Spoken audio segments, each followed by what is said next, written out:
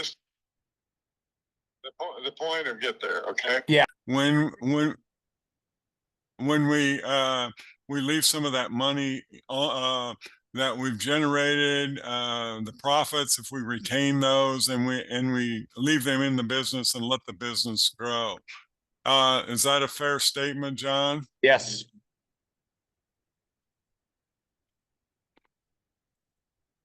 So today I want to take a little bit of a dive into the qualitative piece of that.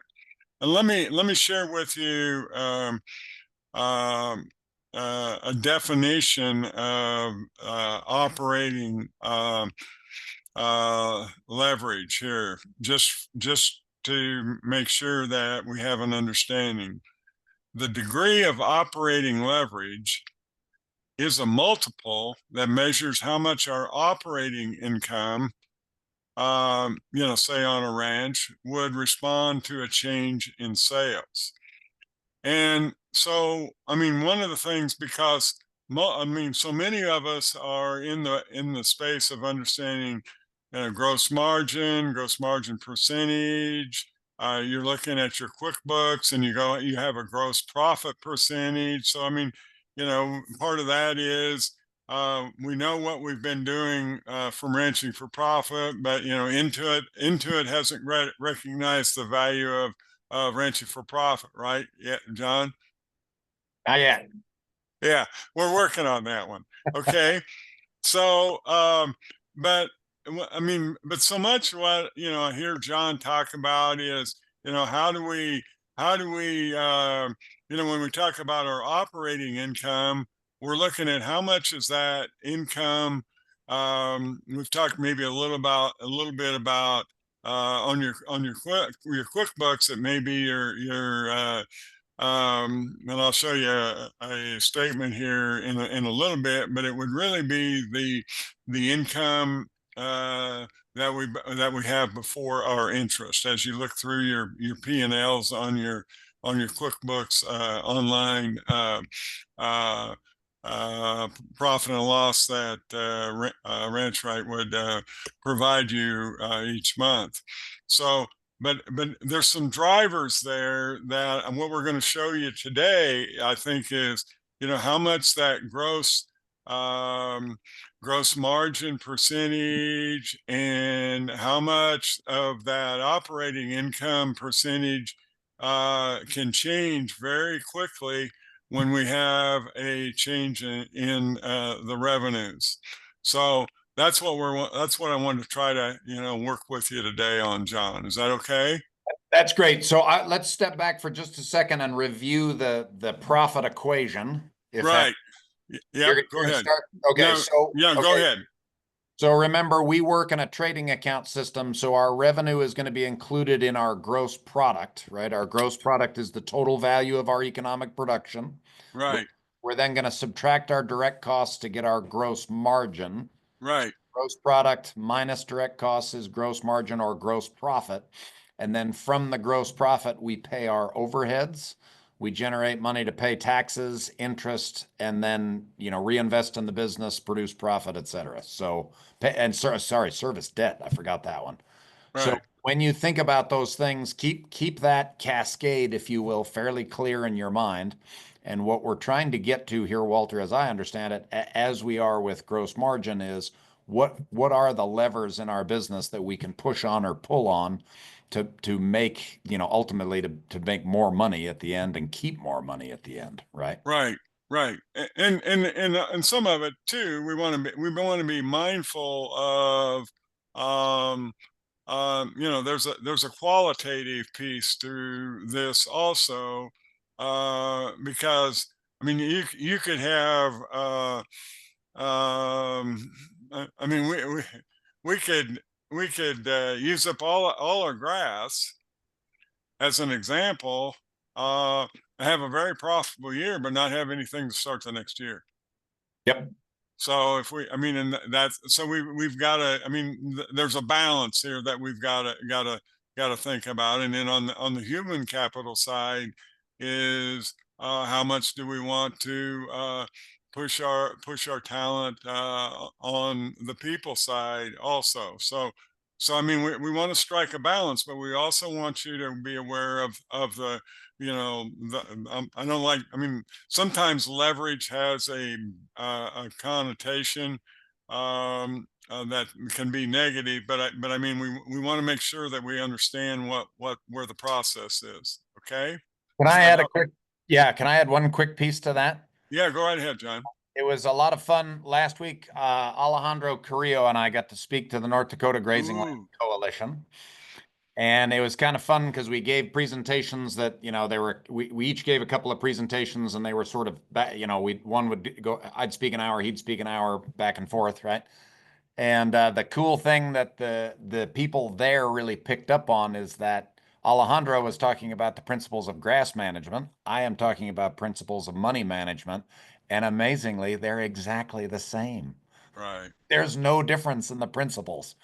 And it was so fun to me for people to be able to see that. That really came as a great takeaway, I think, for a lot of people. So when you talk about residual grass, residual cash, like all of those things, the fundamentals are very, very much the same. I wish my money just multiplied and grew when the sun was out, but that it doesn't quite work that way. But it's not terribly far from it. So there are a lot of things I want to make sure when we get good at our grass and livestock management that we are seeing the parallel to how we manage our financial resources. Yeah, and and God bless what I John was in North Dakota, and I had the great opportunity to go to Claremore, Oklahoma, and participate in the simulation exercise that Wally Olson does with his livestock marketing side, and I mean this all comes together when you sit down and look at the possibilities. So I'm going to go ahead and I'm going to take the screen, John. Good. Okay. Could be good. One thing I want to make a comment on Alejandra. Alejandra was on the HMI board for a while, and we had a meeting in 23 in Santa Fe. And John, you know what? I was that particular at that particular meeting. You know what my role was with Alejandra? No. I was his Uber driver. Oh, perfect. Good. Yeah, we were staying at the same place. Alejandro is just, if I He's a mean, wonderful guy. oh my goodness, unbelievable. I mean, I make a comment that Alejandro could probably have grass growing on a Walmart parking lot in 2 years. It sure appears that way. I actually worked many years ago down about 60 miles from where he grew up. And he kept telling people we went to high school together, but but it's tough country. I've seen that country in drought and in blizzard, and it's rough country. Yeah, I mean, it's just, For any of you that don't know, he's in the state of Chihuahua in northern Mexico, not terribly far from the city of Chihuahua, Ciudad Chihuahua or Casas Grandes, if you're familiar with that area. all right, He's a little further into the hills than where I was, but it's a lot like southern New Mexico. all right. Okay. Well, I'm gonna go with a little bit of background here, just for the sake of argument, to just set our mindset for a second. Okay. So, what I want to do here is I want to look at this example. You can make the units whatever you want, but what we're doing here is I want to make sure that I want to set you up a little bit before I get into a ranch right example. Okay, so let's say that we have a business and they're doing 1 million units, and the sales are $50 a unit. The directs or the variable costs are 10 bucks. So our contribution margin is the 50 minus the 10, or 40. So, but when you put all that together, they have 50 million in sales. They have variable costs or direct costs of 10 million. So their gross margin, their gross profit is 40 million. And then they had $10 million worth of overheads. So what we're doing here is we are looking at our margin, okay, and our gross profit gross margin is big picture uh uh 80%. You know, if you divide the 40 by the 50, that's pretty easy math, okay? But then how much is that bottom line? Okay, that is actually 60% of our sales. Okay, all right.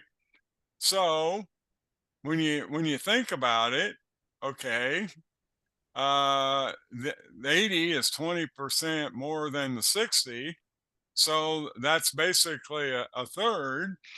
Okay, so the degree of operating leverage is 1.33. It's the product of the 80% times the 60%.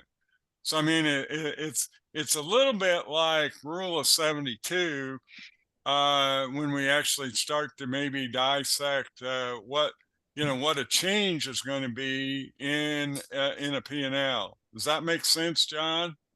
It does. Let's review Rule of 72 real quickly, just in case. Who wants to volunteer what that is? Yeah, who wants to go there? I know Taylor knows it. I do. Hit us. The rule of 72 is you take 72 and divide it by your return on asset or your return, and whatever you're left with is how long it takes to double your investment. There you go. Okay, so if you have a 24% return, okay, Taylor, what's that going to work out to be? Oh, 3 years. Yep. Okay. Or if you have a 12% rate of return, what's it going to be? 6 years. Yeah. Okay. Now, so let's see what happens. We're going to increase our number of units, okay, or the dollars. We can go both ways in the process, but we're going to increase the number of units 10%. So instead of 1,000,000 units, we're going to have a million one. Okay. So when you go through the math, okay. You're in column E now there, right? Well, I'm in D. Okay. E. Okay. Okay. Okay. Let me highlight this just for a second. Okay. Whoop. You're at 100,000 units in the first cell there. I know, but that's Okay.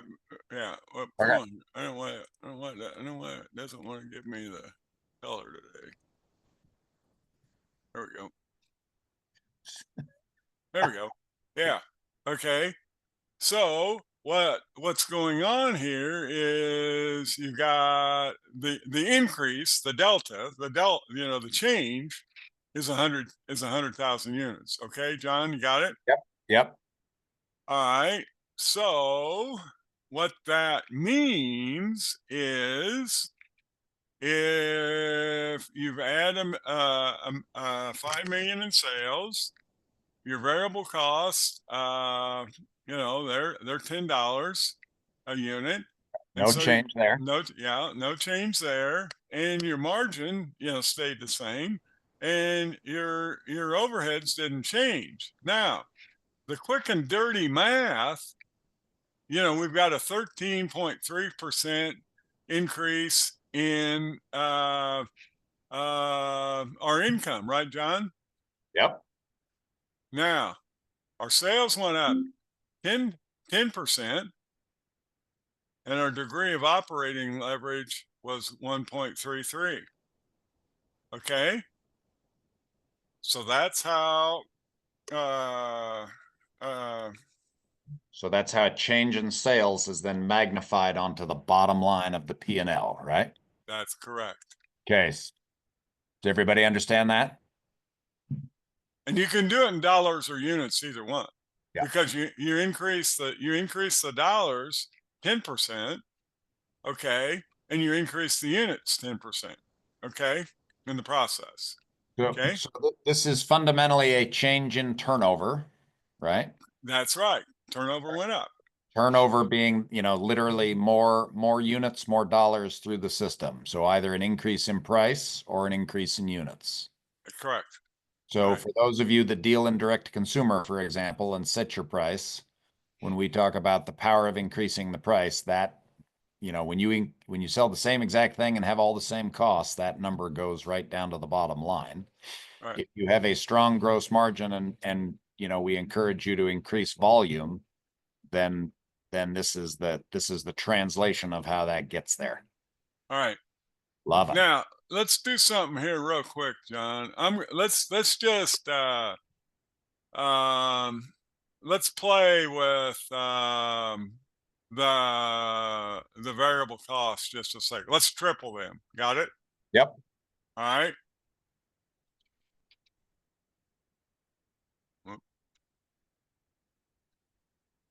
I don't know if we're going to like how this turns out. I know.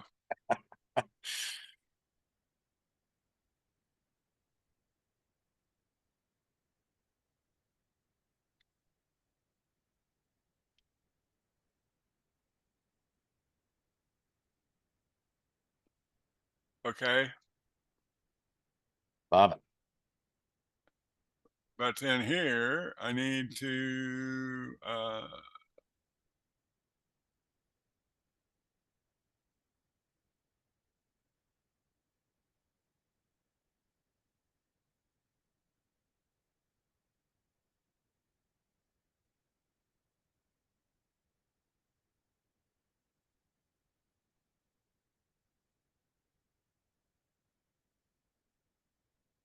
Any questions on what we've gone over so far while he's adjusting this?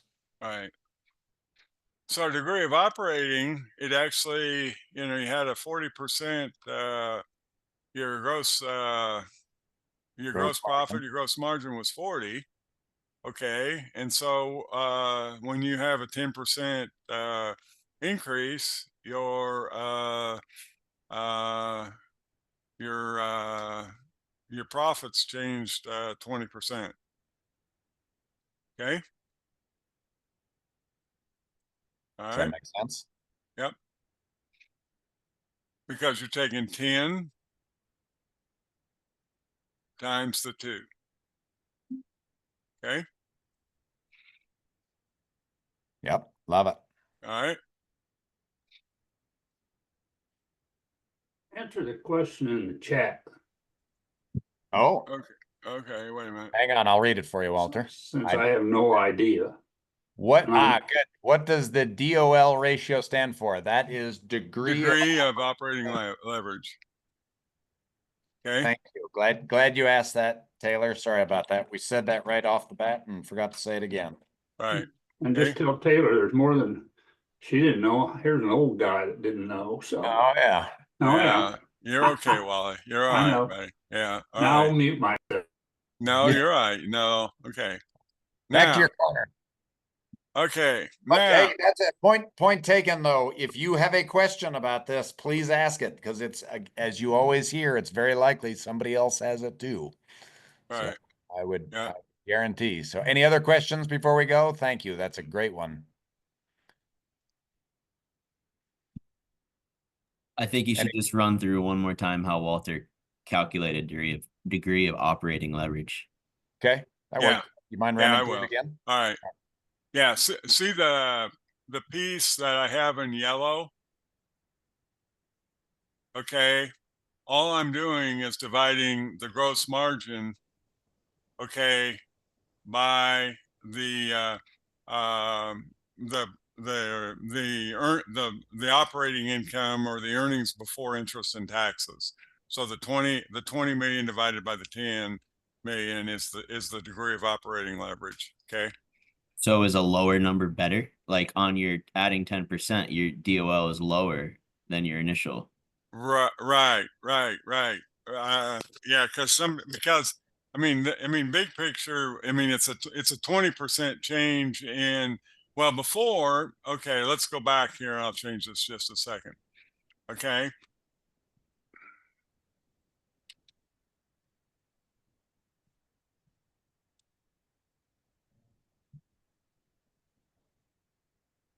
So, I mean, the question is, okay, I mean, we know how much the change is. Okay. All right. But, but then if I go back to see, but we went from, we've got a $4 million increase in net income. So I mean, it's just the factor, okay. So I mean, and it's working out. See that the lower is better. Does that make sense? Yeah, because 44 million divided by 34 million is 1.29, which Right. that's why, yeah. Right. Okay. Yeah. Because see, when I go back to the minus 30, see, so I mean, the percentage, you got the percentage change, okay, but it's the percentage change from this point here, okay. But I mean, you still want to look at kind of the absolute. That's okay. All right. So, So this is, if you think about it on your P&L, Taylor, this is your gross profit line on your P&L divided by the net income line. right, Okay, and the bigger percentage, right? If your overheads are higher, that's gonna the overheads are gonna be a bigger percentage of your gross profit. When you make that division, it'll make that a smaller number, right? If you make your overhead smaller, then you're reducing the denominator again, right? So then that makes the product or the quotient bigger to give you a bit of an intuitive feel there. And when you changed the direct costs, Walter, you're kind of doing the same thing, right? right, Because we're going back all the way up to the total units sold or to revenue or gross product, right? If I have think of a higher variable cost percentage or a lower gross margin as a less efficient business, I have to make bigger and bigger changes at the top to get the same amount of change at the bottom. right. Each Okay. when I have a lower gross margin or a higher overhead cost, I am using a weaker and weaker lever at the top of that system. Does that make sense? Yeah. Okay. So, Yeah. so John, so the lower the DOL, the better. Right. Right. So if your degree of operating leverage is 1, right, then when you add sales at the top, you add income at the bottom, 1-to-1. Well, that's Right. ideal, right? Right. Right. If your DOL is higher than 1, then obviously that's, but if your DOL is lower, then yeah, the more money you pour in the top, you get more out the bottom, but you get less more, if that makes sense. Yeah. Right. So think of it kind of like an efficiency in your P&L. And I've really gone, Mark, that graphic I shared in Gillette, where think of your P&L as all of those categories below income are all money leaving the system. Right. Right? Every one of those categories is stuff going away and never returning, right? Your balance sheet money can go from one side to the other and it's preserved, right? You could pay off debt on assets, with cash, and those two things balance out. But your P&L does not balance the way your balance sheet does. Your P&L, when money in those cost expense categories, that all leaves, never to return. So if you have very few of those categories or, small dollar amounts in those expense categories, then the more you pour in the bottom, the more you get out, or the more you pour in the top, the more you get out the bottom. So is it possible to have an operation where you have less than 1 on a DOL?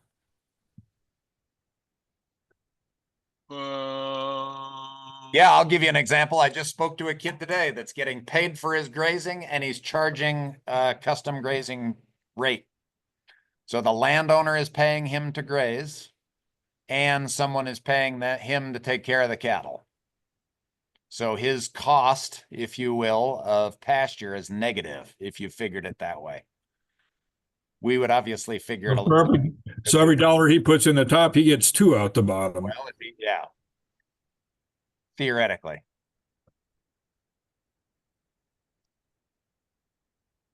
Yeah, but does that give you kind of a handle there? So that the first example Walter had, where it's 1.33, right? That's Right. a number very close to one. As you get further and further away from one, your power of revenue gets less. Well, another way to look at it, Yeah, yes, Kevin, in answer to your question, that's correct. another way to look at it, John, is the higher the degree of operating leverage, the higher the higher the business risk. Yep.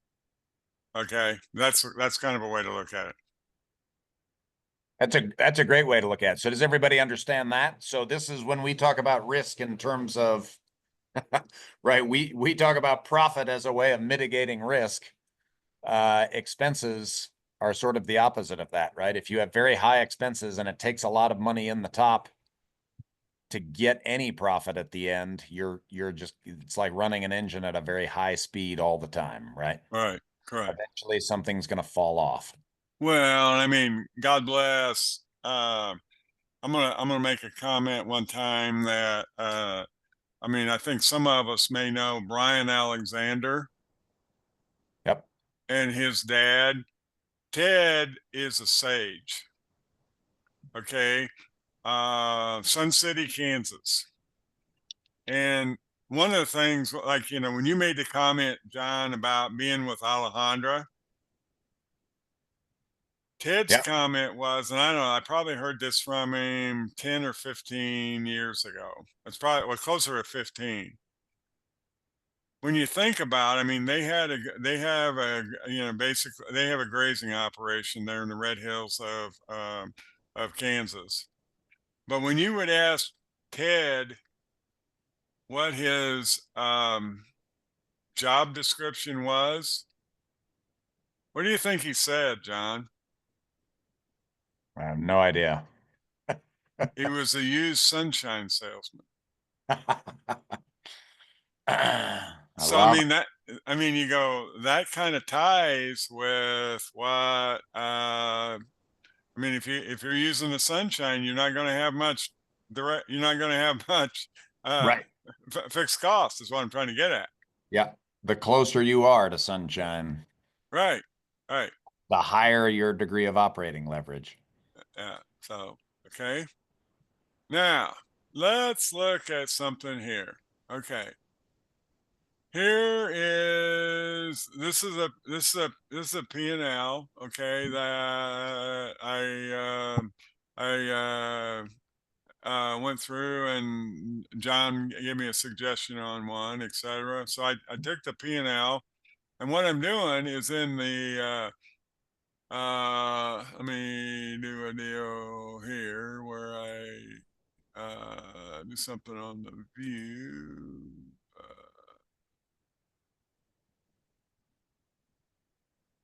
Okay. All right. So now the only thing I did here is I tweaked I mean, we're still going to have the same bottom line. You got it, John? Yes. All right. But I moved the other income. I mean, there's a question whether you should use say some of the other expense here or other income as, you know, where to put it, etc. But I went and did a little discretion here and said I'm going to add because most of it should be probably in the ranch income. Okay. Yep. All right. So I moved that 84 grand around and that 110 grand around. And then if you look at the you know what you have in the cost of goods, uh, you're going to see you're going to see that the cost of goods sold of the directs are 298. Well, let me back up. You know, 763,023, 1,025,000 in 24. Okay. Highlight those cells, Walter, just so everybody can see him. He's on line 82. Yeah. Okay.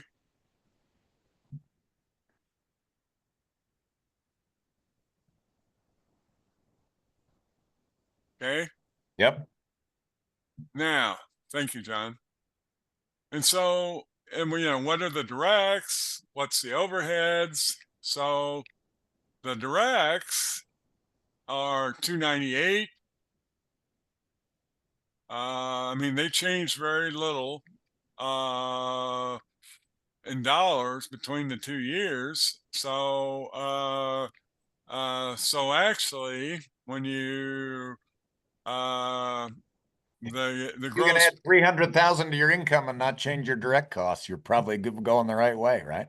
that's right. Because I mean, you really had an 11% change in your gross profit. Yep. That's pretty good. Okay. Or, okay, another way to look at it too, John, is the total money going out, the direct costs and the overheads. The part of it that we want to try to understand here is they, the directs went down the 4,000, right, John? Mm-hmm. Right here. Okay. Yep.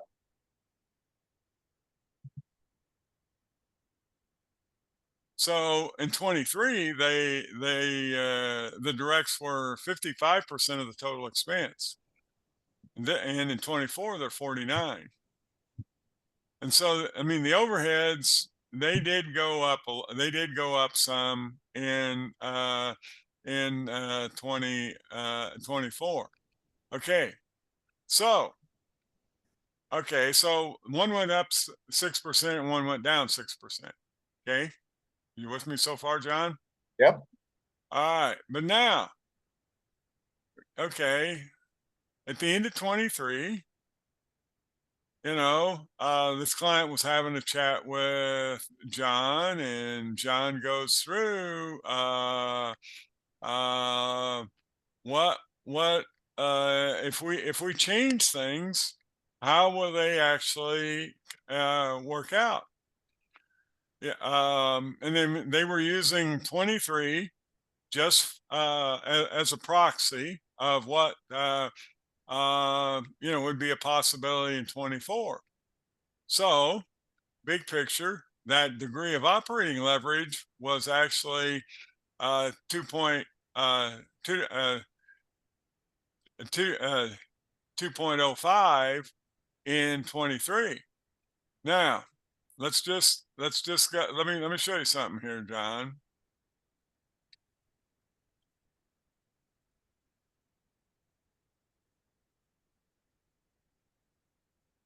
So if you look here, I mean, if you have no sales, okay, I mean, you would have had the same. If you had no change, you were going to have the same earnings before interest and taxes. But if you still have a 1%, okay, Yep.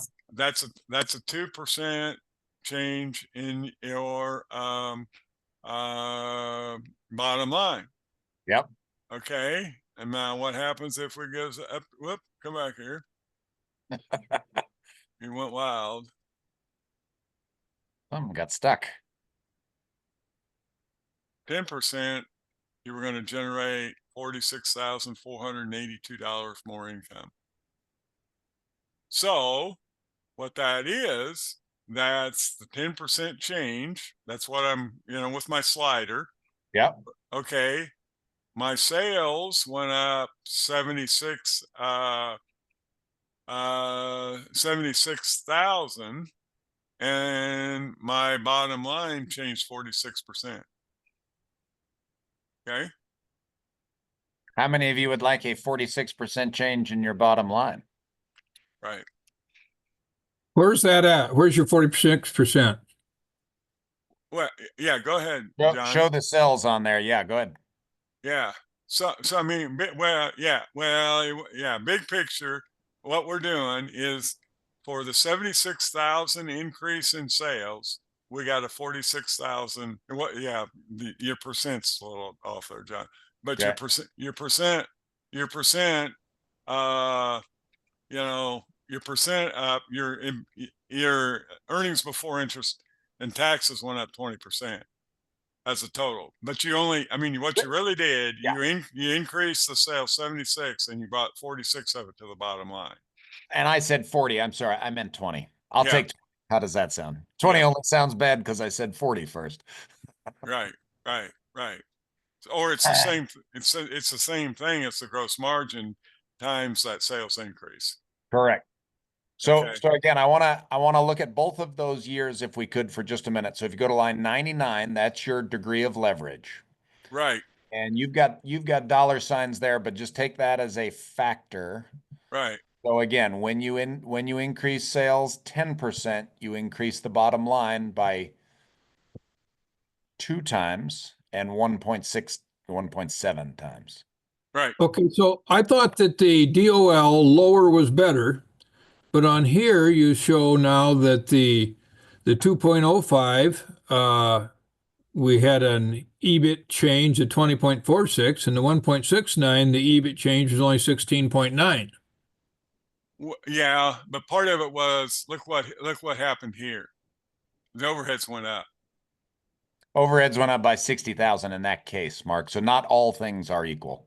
Right. If you made those two overheads equal, Walter, Yeah. can we run that experiment real quickly? Just make them both the 237. Yeah. Okay. Let me go right here. Let me see where I think that is. Does that make sense, Mark? Because Yep. Yep. between the 2 years, multiple things changed.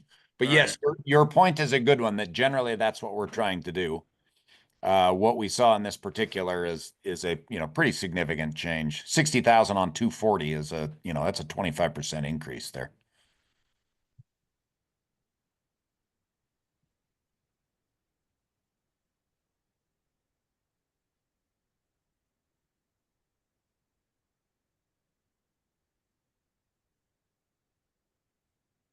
Yeah. Okay. Does that help, Yeah. Mark? Yes, it does. I'm still a little Okay. confused as to the DOL there is only Yeah. Wait. variable cost and not on overheads. Yeah. Just wait a minute here. I got something.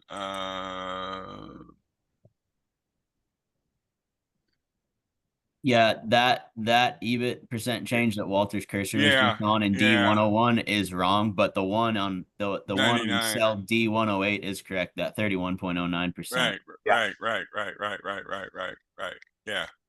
Yeah. Yeah, look at 108, not Yeah. 16. Okay, that Yeah. makes sense. Right. Good. I just did it manually, Walter, and just did whatever times the 1.7, Right. and that it produces a pretty nice result. However, Right. So, yep. Okay.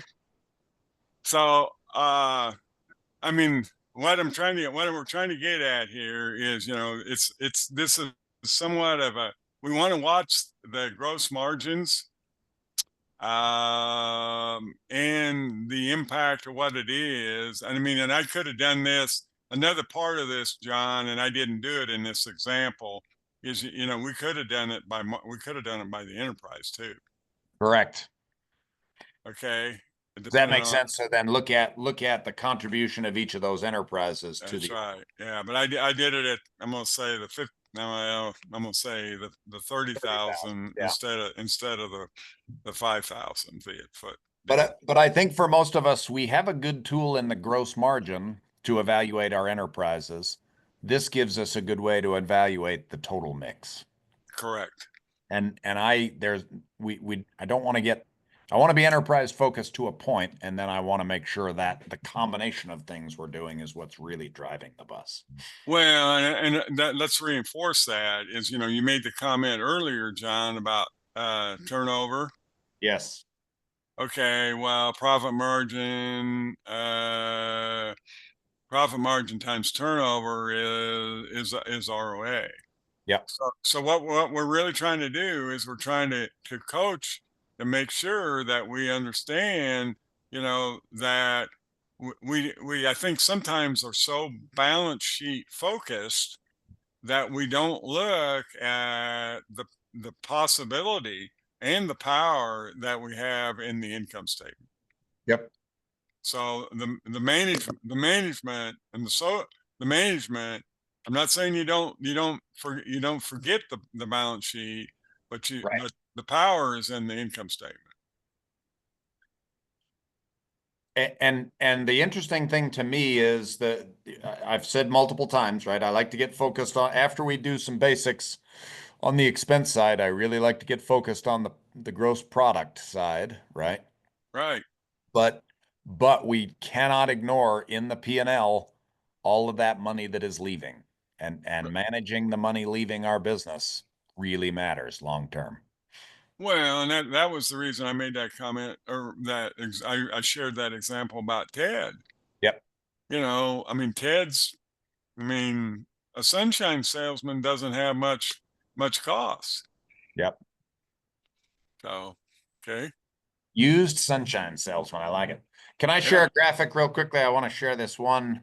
Yeah, go ahead, John. Okay, sounds good. Hang on. We got a question from Ricky here. DOL is gross profit divided by net operating income. Correct. All right. Yeah.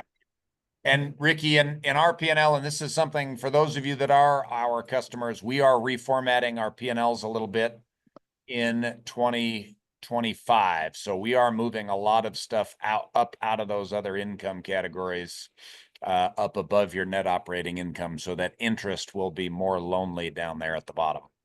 Walter, he also asked, do you have a benchmark DOL number?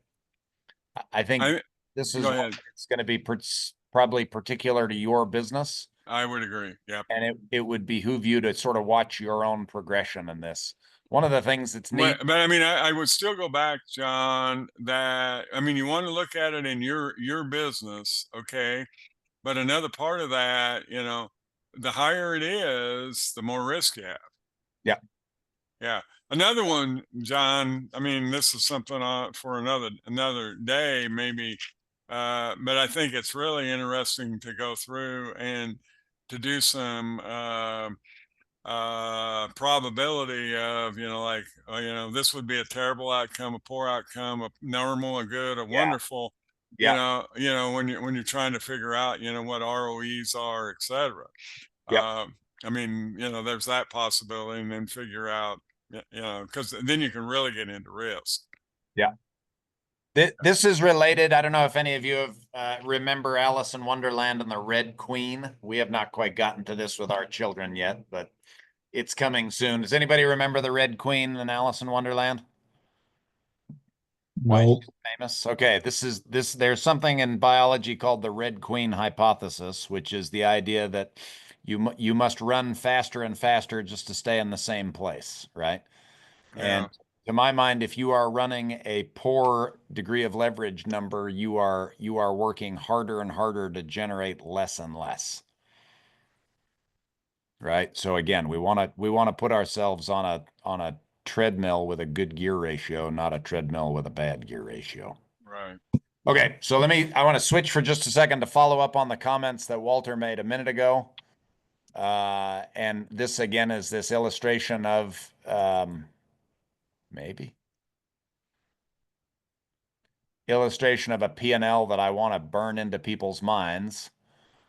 This is a Oh, I like cheap that. sketch of this is a P&L right here, and this is a balance sheet.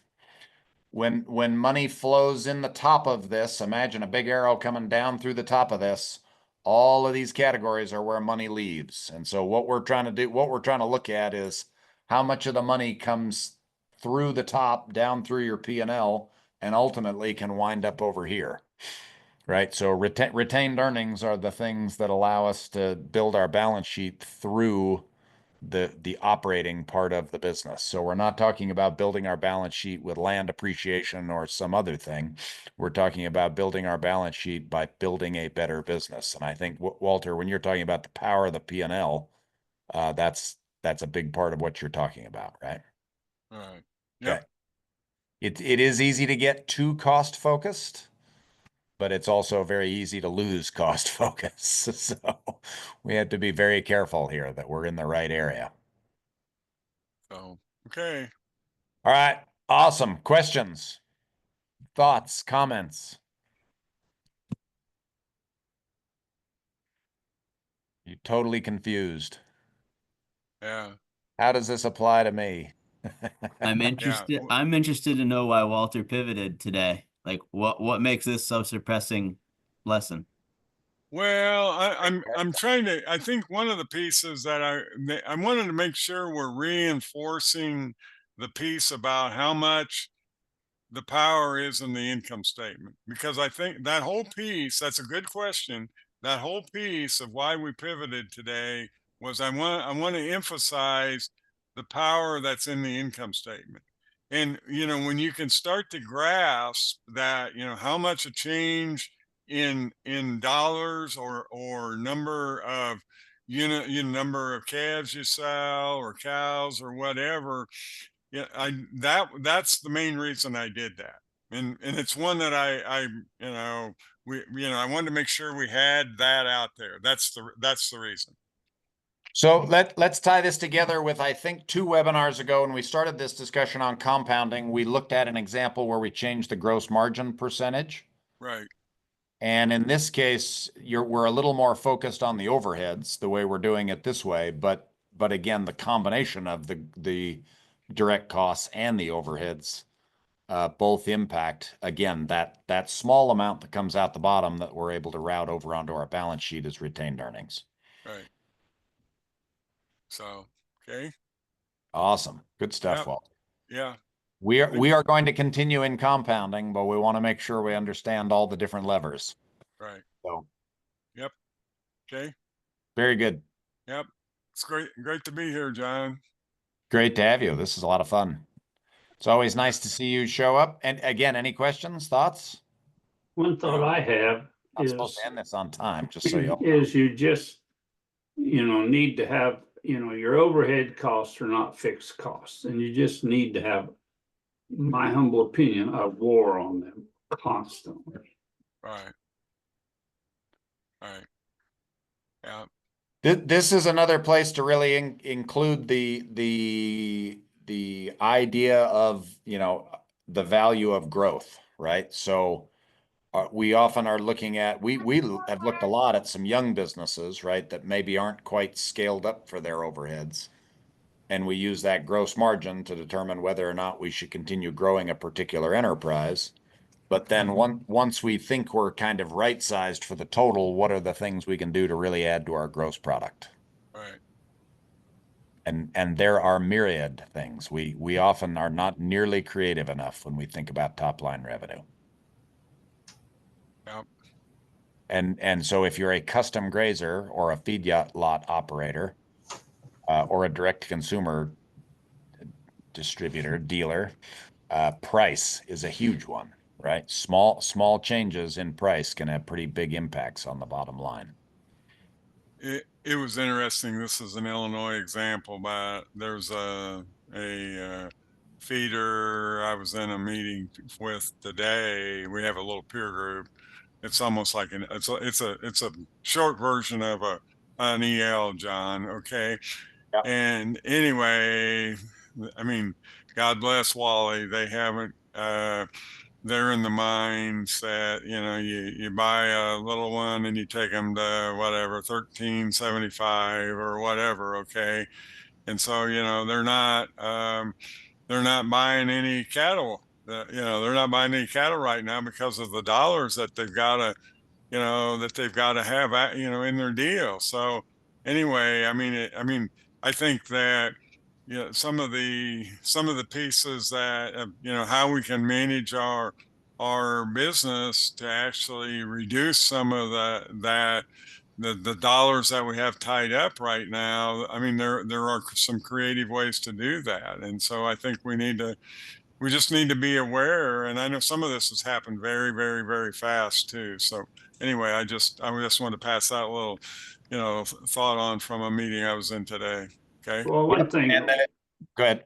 one thing that's interesting is I'm in a cutting bull deal, and 60 days ago, we were selling them for $2 a pound. Today, we priced them at $2.50 a pound. Right. Wow. On basically a 900-pound steer, that's a lot of money that's just kind of fell out of the sky. You need to be aware of that. Yeah, that's a major deal, Wally. Yep. Yep. So Don't worry, the new purchases are keeping right up with it. I understand that completely. yeah, yeah. Somehow I'm in a system where one of us writes the check for the purchases and the other is cashing the check on the sales. I don't quite understand how we've gotten That's to this working point. well. That's what I would say, Wally. Uh, Yeah. hey, let's go back to that example you used because I think it demonstrates an important part and reinforces exactly what the both of you are saying. That is a case where that particular operation switched from selling it switched, made strategic switches so that they are selling higher value products and retaining lower ones, right? So keeping heifer calves and selling more cows gets the sales up. Correct. And again, we've talked about this a million times. It shows up over and over again. I'm continually told by different people that it doesn't work. And yet, if you noticed what those net income numbers were doing from year to year, it absolutely works. So even if you only changed so that you were selling less cull animals, so take an operation where you can, instead of selling a cull cow for bottom dollar, you can somehow convert that to a high quality product, whether you turn it into hamburger or you never have her get to a cull animal status. Taking those very low value sales and converting them to high value sales makes a big difference. And it's for exactly the reason Walter's talking about today, is because it doesn't affect a lot of other parts of the operation. It doesn't change your overheads, right? It often doesn't change your direct costs. It changes the income. Right. Well, matter of fact, to me, good marketing, you don't have a huge capital outlay and you can, it's just tremendous what you can do. And like I said, it just takes a little time and a little marketing. Yeah. So thanks, Wally. Anything for you, Walter, that's the way we live. Yeah, you're awesome, buddy. I love it. Okay, any other thoughts or questions? I'm gonna go play with the grandkids. Good. I'm gonna Don't call you in a minute, Wally. Okay, All right. time's ticking. All right. Bye. Later. Bye, John. Okay, See you thanks, guys. Walter. Appreciate it. Bye. Bye. Thanks everybody for coming. You guys have a wonderful afternoon. If you're in the cold, stay warm. If you're in the southeast and got snow, enjoy it while it lasts. It You're just lasted one day. Huh? It lasted one day. Yeah, good. Sadly, we still have ours. Supposed to get more tomorrow. All right, we'll see you guys later. Have a great afternoon.